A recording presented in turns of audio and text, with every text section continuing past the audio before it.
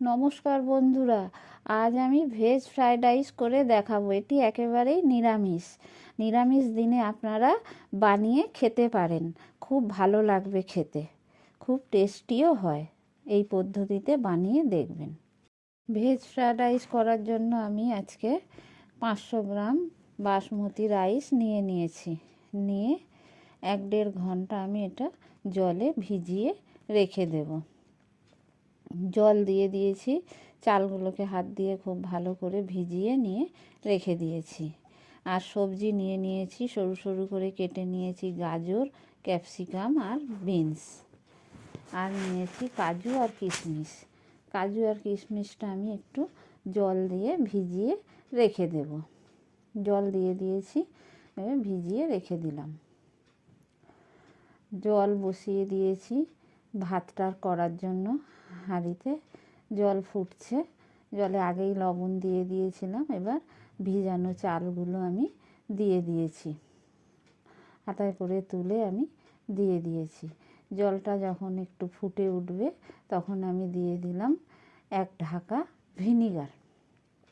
এটা 1 চামচ ভিনিগার দিয়েছি আমি। দিয়ে ভাতটা করে নামিয়ে রেখে দিয়েছি। এবার কড়াইয়ে সাদা তেল দিয়ে দিলাম, দিয়ে 2 চামচ ঘি দিয়ে দিয়েছি। আর দিয়ে দিয়েছি তেজপাতা আর গোটা গরম মশলা, এলাচ, লবঙ্গ আর দারচিনি। গরম মশলাগুলো খুব ভালো করে ভেজে নিয়েছি। নিয়ে দিয়ে দিলাম কেটে রাখা গাজরটা একটু ভেজে নিয়ে দিয়ে দেব। এবার আমি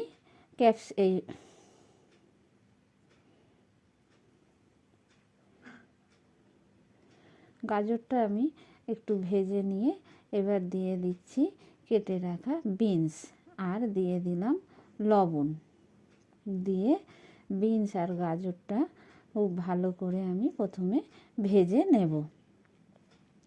ভালো করে খুন্তি করে নেড়ে চেড়ে নিয়ে আমি ভেজে নিচ্ছি। এবার দিয়ে দিলাম কেটে রাখা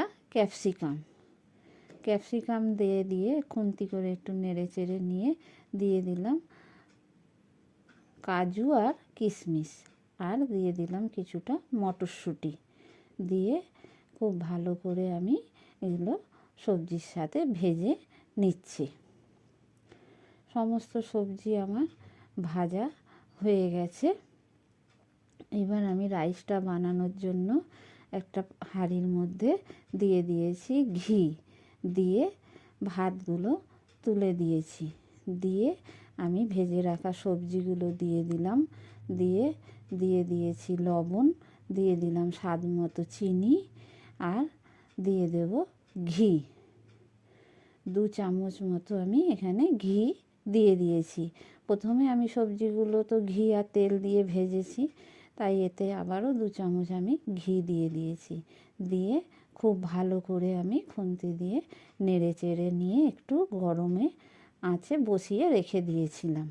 দিয়ে এবার নামিয়ে নিয়েছি। ফ্রাইড রাইস আমার রেডি হয়ে গেছে।